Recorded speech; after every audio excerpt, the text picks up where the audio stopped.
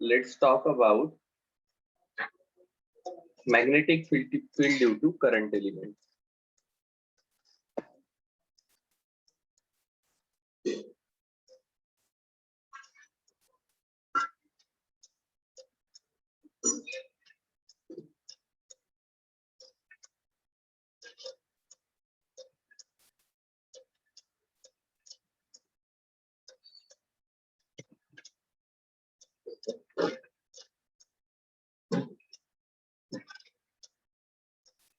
ये actually bio-Savart ने दिया है, इसलिए इसे बायो-सैवर्ट लॉ भी कहते हैं।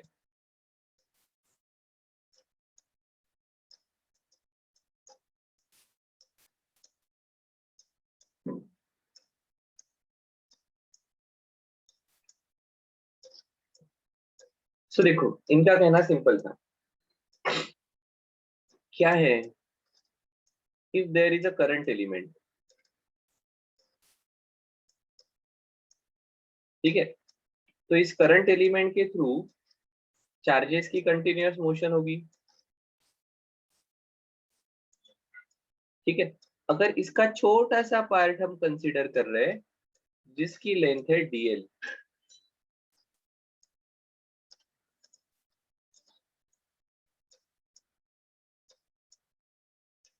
छोटा सा पार्ट कंसीडर कर रहे हैं जिसकी लेंथ है dl, और इसमें से अब सभी जगह से तो करंट यूनिफॉर्मली फ्लो होगा I,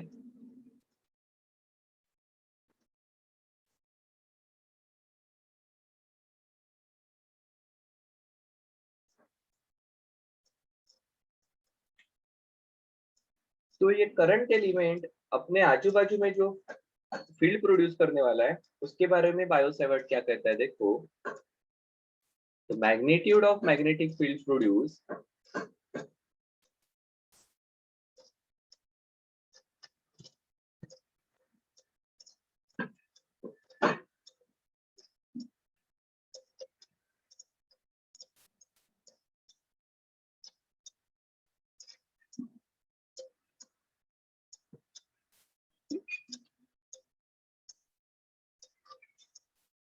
अब ये छोटा सा एलिमेंट है इसलिए छोटी सी magnetic field dv which will be a vector quantity, इसका magnitude is proportional to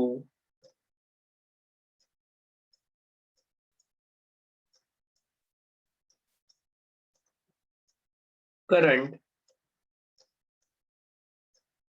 I, length of element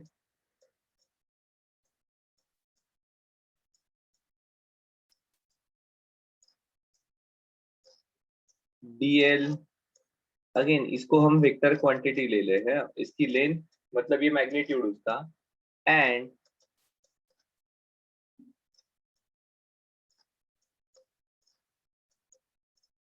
is inversely proportional to square of the distance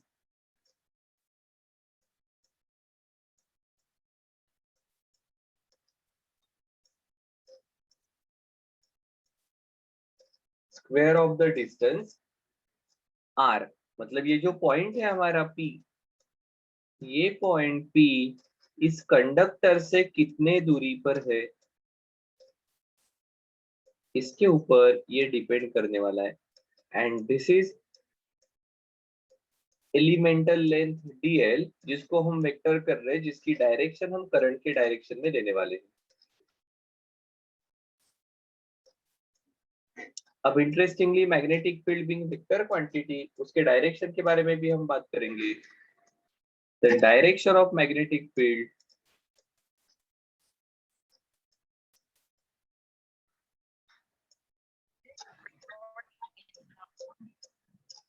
is perpendicular to plane containing dl bar and r bar, ये दोनों को perpendicular रहेगा। क्या सही है क्या? हाँ सर, बिल्कुल सही है, ऐसा ही लॉ है, ठीक है। क्या कहा हमारे लॉ ने? अगर कोई ये करंट एलिमेंट है जहां से आई इतना करंट फ्लो हो रहा है, एक काम करते हैं, जस्ट देखते हैं।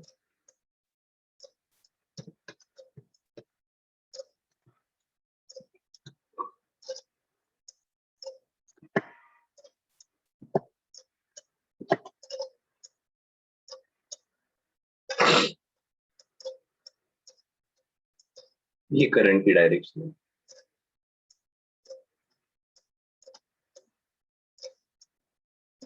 इसको हमने कहा है आई।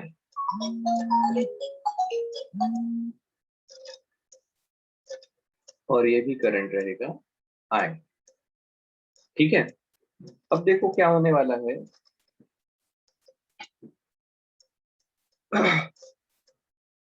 ये जो मैग्नेटिक फील्ड प्रोड्यूस होने वाली है डीबी,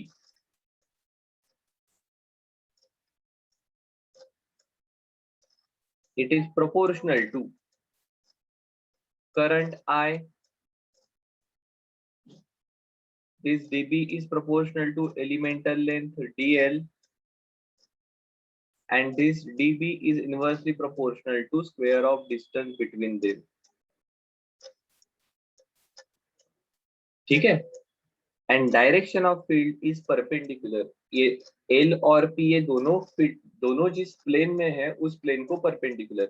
सर इसको दो डायरेक्शन हो सकती है, एक इनटू द प्लेन, एक आउट ऑफ द प्लेन। तो ये डायरेक्शन आपको राइट हैंड थंब रूल के थ्रू मिलती है। ऐसा क्यों? बिकॉज आप डीबी को कलेक्टिवली लिखोगे, दिस डीबी छोटी सी magnetic field is proportional to dl bar cross r bar divided by r cube, और इसको हम करंट से मल्टीप्लाई करते हैं। dB is directly proportional to I, dB is directly proportional to dl, and देखो this is r bar upon r cube, this is actually r cap upon r square। ठीक है, मैं इस r बार को magnitude into direction ऐसा लिख सकता हूँ, अपॉन r क्यूब। ये r नीचे के एक r को कैंसिल करके इसे r स्क्वायर बना देगा। सो हम जो कह रहे हैं स्क्वायर ऑफ द डिस्टेंस, वो बिल्कुल वैसे के वैसे ही है। ये वेक्टर के टर्मिनोलॉजी में हमने इस प्रकार से लिखा है। ठीक है, तो लगे तो इसको आप ऐसा भी लिख सकते हो, that is this dB is proportional to I dl cross r cap divided by r square। छोटे से एलिमेंटल लेंथ के कारण जो मैग्नेटिक फील्ड प्रोड्यूस हो रही है, it is directly proportional to current, elemental length, and inversely proportional to square of distance between them. It is directed in a plane perpendicular to dl and r, that is ये हमारा conductor जिस plane में है और ये point जिस उसके साथ, अगर ये पॉइंट को हम पोजीशन वेक्टर से ज्वाइन करते हैं तो ये दोनों चीज प्लेन में है, उसको परपेंडिकुलर। डायरेक्शन कैसे रहेगी? dl से r की तरफ जाना पड़ेगा। So if I am moving from dl to r, in this case right hand thumb rule लगा दो। देखो राइट हैंड थंब रूल लगाते तो क्या होगा, ये ऊपर की डायरेक्शन है एल की, एल से अगर मैं आर के तरफ जा रहा हूँ तो it is into the plane of board. ये बोर्ड के अंदर ये मेरी बी की डायरेक्शन रहेगी, ये बोर्ड के बाहर निकल रही है पॉइंटेड, ये क्रॉस रहेगा into the plane of board. क्या सही है? Yes yes sir. ठीक है, सो इस प्रकार से आप ये डायरेक्शन दे सकते हो, और इसे अगर हम पूरा फॉर्मूला के फॉर्म में अगर लिखते हैं तो ये बन जाएगा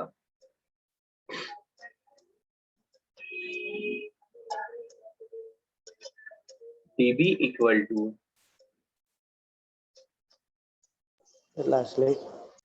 हाँ, dB equal to mu not upon 4 pi I into dl cross r bar upon r cube. ठीक है, लिख लो फटाफट।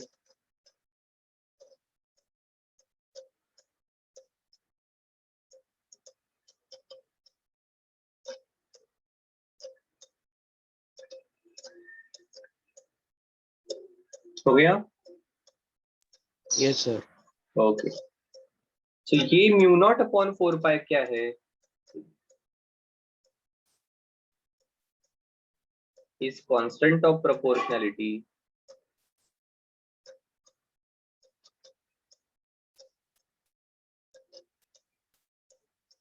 जिसकी वैल्यू रहती है 10⁻⁻7 टेस्ला मीटर पर एम्पियर। म्यू नॉट को कहा जाता है permeability of free space.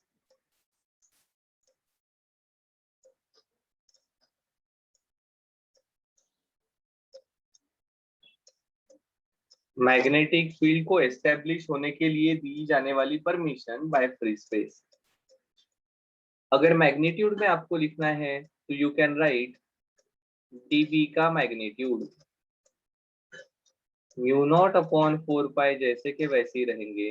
DL cross r ये आने वाला है dl into r into sine theta divided by r cube. एक आर नीचे वाले आर क्यूब के आर के साथ चला जाएगा, ये बन जाएगा mu not upon 4 pi I d l sine theta upon r square. सही है? हाँ सर, बिल्कुल सही है। तो ये वेक्टर फॉर्म है बायो सेवर्ट लॉ का, जो मैग्नेटिक फील्ड और उसकी डायरेक्शन देगा। ये मैग्नीट्यूड देने वाला है। ठीक है, अब शायद से आपको रियलाइज होगा कि सर ये तो हमारे inversely proportional to r square, directly proportional to current and length.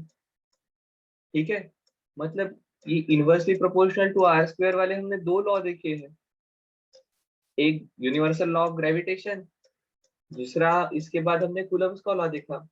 बिल्कुल सही है, ये बायो सेवर्ट लॉ और कूलम का जो लॉ है, so basically electrostatic force experience by charges and magnetic field produced by current element, इनमें बहुत रिलेशन है। They are related to each other, they are similar to each other. So क्या क्या similarities है उसके बारे में अभी बात करेंगे। उसके पहले देखो, इसकी डायरेक्शन देने के लिए हमें हमारे पास दो तीन चीजें हैं, कैसे थोड़ा सा समझ लेते हैं।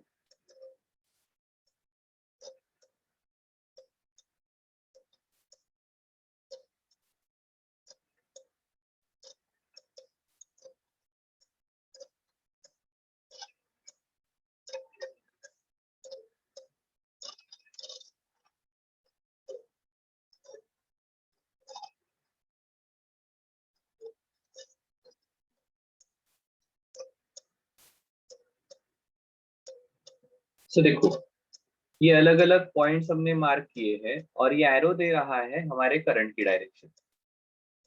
सो इस कंडक्टर के कारण यहाँ का जो करंट है ये एरो के डायरेक्शन में जा रहा है, तो उसके कारण इस पॉइंट पर जो मैग्नेटिक फील्ड रहेगी definitely it is perpendicular to plane of ये आर बार जो रहेगा, ये ऐसा रहने वाला है हमारा।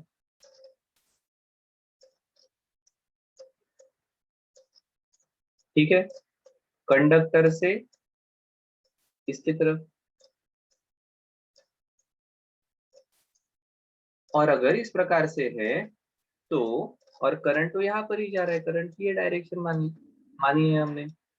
सो इन दोनों को ये परपेंडिकुलर रहने वाला है।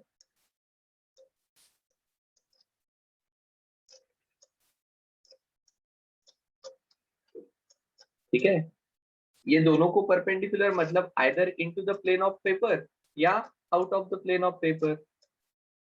सो एक लॉ आपने देखा है, जो अभी हम क्रॉस प्रोडक्ट लेते हैं। क्रॉस प्रोडक्ट में क्या करते हैं हम, ये डीएल की डायरेक्शन मानी है और ये आर है, सो डीएल से आर की तरफ आओ, डीएल क्रॉस आर, ये डीएल की डायरेक्शन है, ये आर की डायरेक्शन है, dl cross r, this is direction of dl current के डायरेक्शन में, डीएल क्रॉस आर, और यहाँ पर भी ये डीएल की डायरेक्शन में और ये मेरा करंट है, तो डीएल क्रॉस आर।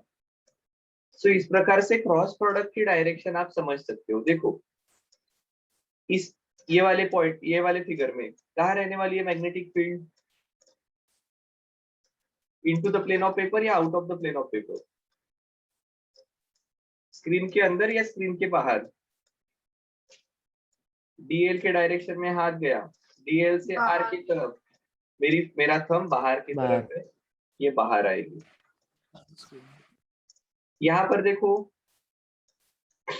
डीएल मतलब नीचे, वहां से आर की तरफ जा रहा हूं, या ऐसा देखो डीएल मतलब ऐसा ही सही है, डीएल नीचे है, वहां से आर की तरफ जा रहा हूं, field will be directed outward.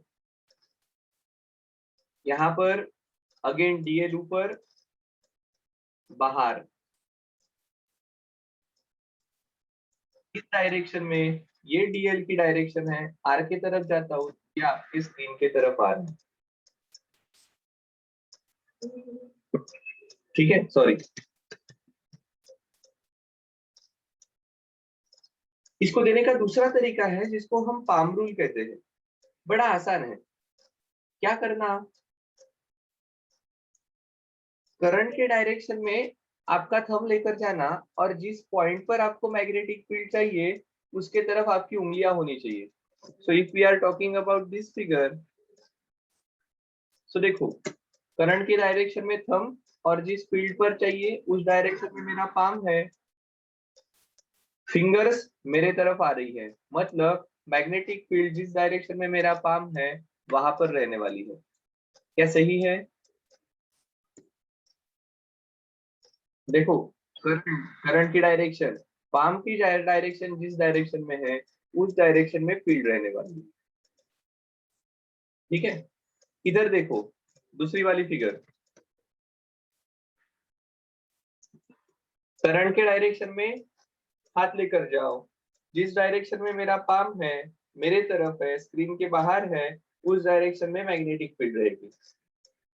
इधर देखो तीसरी फिगर,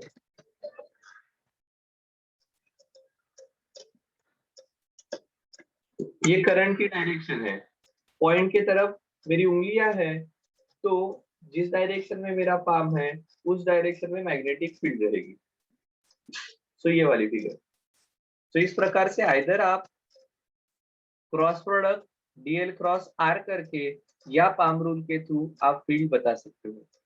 सेकंड, आपने इसकी field right hand thumb rule से ऑलरेडी बताई है बचपन में। अगर आप करंट कंडक्टर इस प्रकार से पकड़ते हो कि thumb is along the direction of current, तो आपकी कर्व फिंगर्स आपको मैग्नेटिक फील्ड की डायरेक्शन देती है। आप यहाँ पर अप्लाई करो, आपको सब जगह पर डायरेक्शन वही मिलने वाली है। तो either cross product dl cross r या पाम रूल या राइट हैंड थंब रूल, इन सभी को यूज करके आप ये फील्ड की डायरेक्शन, मैग्नेटिक फील्ड की डायरेक्शन निकाल सकते हो। Is it clear? Yes sir. Right hand thumb rule भी आप लगा कर देखो, आपको ये डायरेक्शन मिल जाएगी। तो इसके डायरेक्शन के साथ हमारी गड़बड़ नहीं होनी चाहिए, ठीक है। अगर ये क्लियर है तो similarities and differences of Biot-Savart law with Coulomb's law, इसके बारे में बात करते हैं। सर एकदा सेकंड स्लाइड दाखवा ना.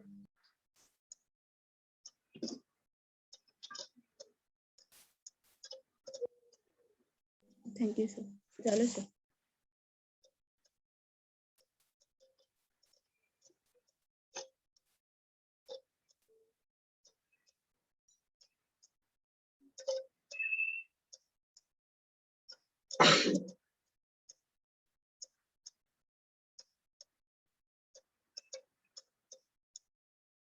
क्या क्या सिमिलैरिटीज लगती है?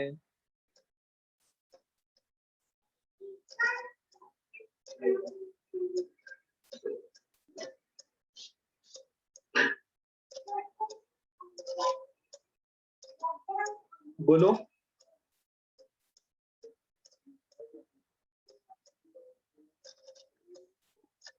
देखो both are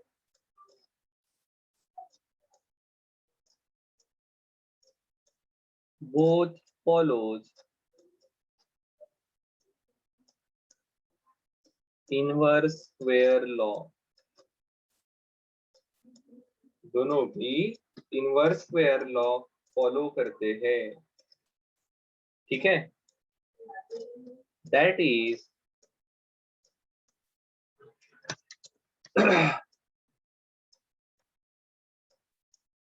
depends inversely on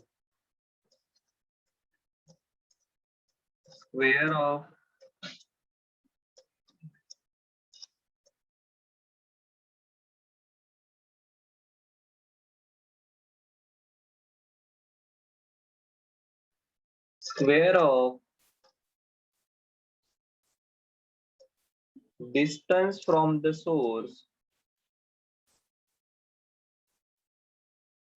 वहां पर सोर्स कौन था कूलम्स लॉ में? Point charge. यहां पर सोर्स कौन है? Current element.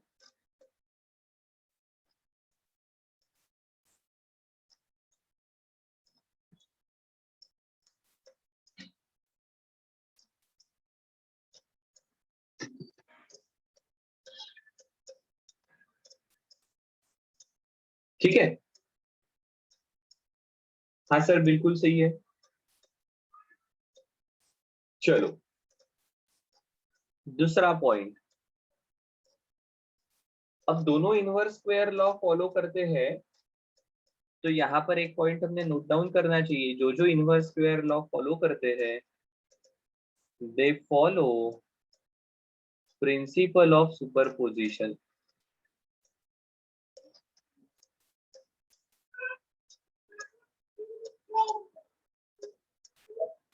Principal of superposition क्या कहता है? जैसे वहां पर फील्ड प्रोड्यूस बाय, जस्ट एक मिनट,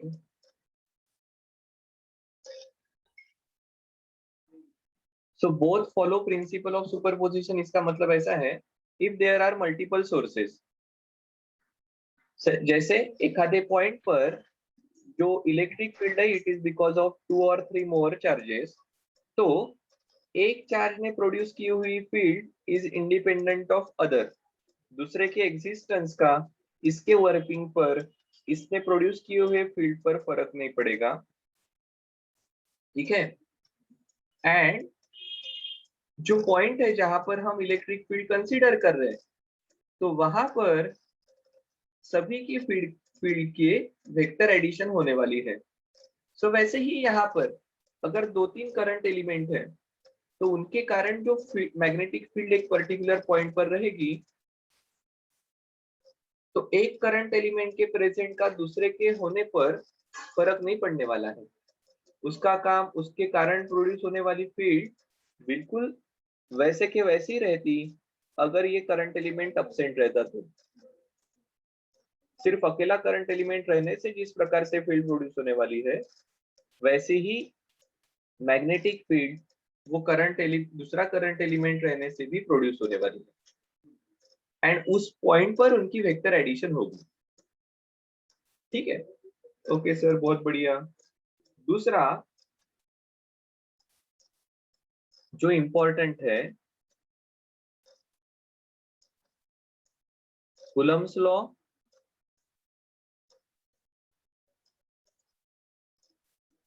सोर्स जो है ये स्केलर क्वांटिटी है, typically charge, while Biot-Savart law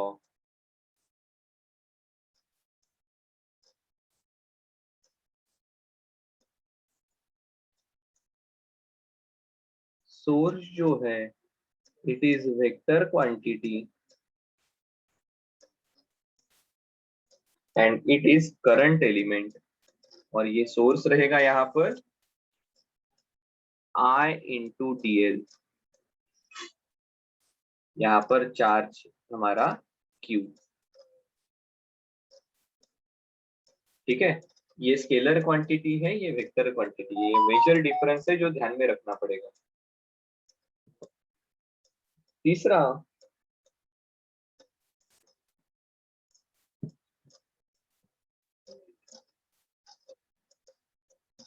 electrostatic field, मैं डायरेक्टली ई बार लिखता हूं, इज अलोंग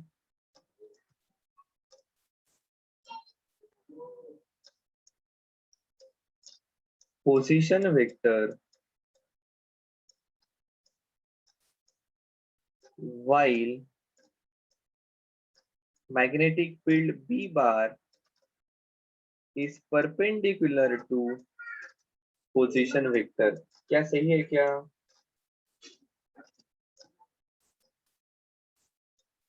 Yes, sir.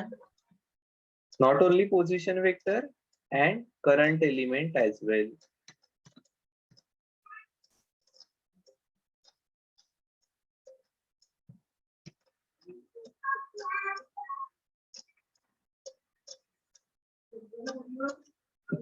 और चौथा पॉइंट रहेगा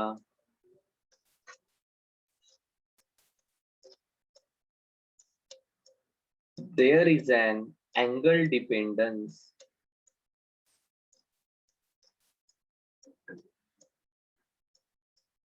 साइन थीटा आ गया ना यहाँ पर। So it depends on angle, किसके बीच का एंगल? पोजीशन वेक्टर एंड ये करंट एलिमेंट के बीच का एंगल। ठीक है, so there is an angle dependence in Biot-Savart law which is not present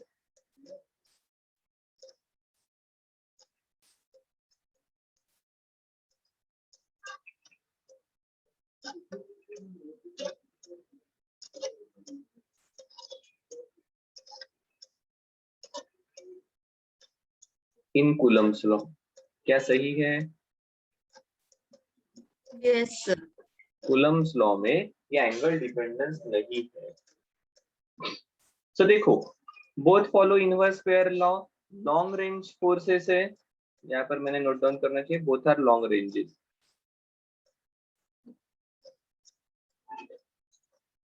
मतलब दूर पर मैग्नेटिक फील्ड प्रोड्यूस होगी, दूर पर इलेक्ट्रिक फील्ड भी प्रोड्यूस होने वाली है। Depends inversely on square of distance from the source to the point.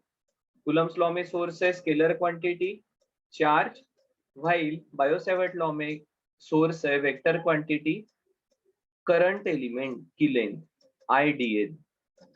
ठीक है, इलेक्ट्रिक फील्ड ये पोजीशन वेक्टर के अलोंग रहेगी, उसी प्लेन में रहेगी, while magnetic field will be perpendicular to position vector and current element। and Coulomb's law में angle dependence नहीं है, while बायो-सैवर्ट लॉ में एंगल डिपेंडेंस है। क्या सही है?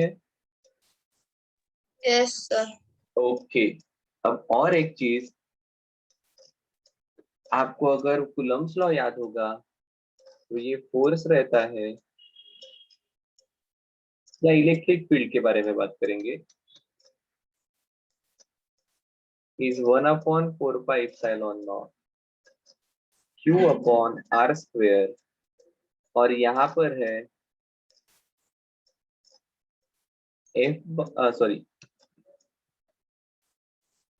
into r cap. ठीक है, while यहाँ पर है dB equal to μ0/4π into IDL cross r cap upon r²। So देखो, r कैप है, IDL की जगह यहाँ पर Q है, r², कांस्टेंट ऑफ प्रोपोर्शनलिटी को अगर आप देखोगे तो यू विल रियलाइज सर 4π भी है, यहाँ पर जो काम 1/ε0 कर रहा है वो काम यहाँ पर म्यू नॉट कर रहा है। क्या सही है क्या? एंड इंटरेस्टिंगली इन दोनों का प्रोडक्ट जो है ई नॉट इंटू म्यू नॉट, ये इंटरेस्टिंग प्रॉपर्टी है। देखो दोनों को मैं 4 पाई एप्सिलॉन नॉट ऊपर 4 पाई से मल्टीप्लाई किया, तो यहाँ पर भी 4 पाई से डिवाइड कर रहे हैं, 4 pi cancel, mu naught 1/4 pi epsilon not की वैल्यू क्या है?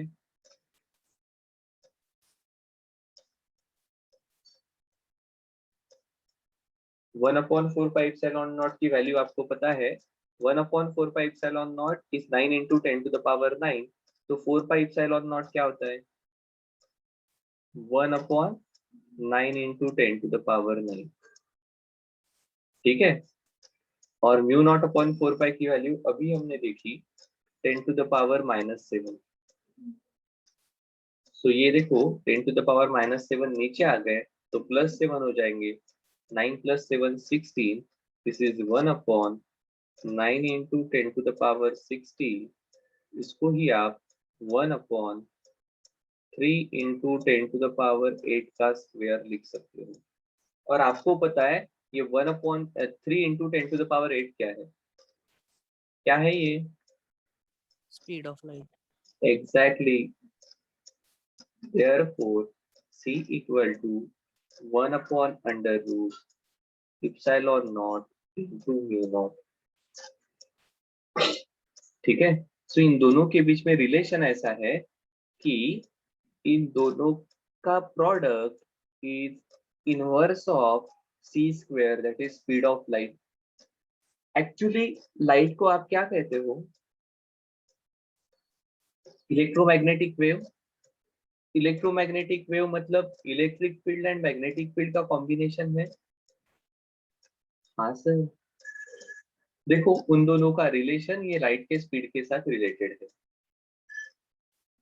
So with this we will stop today.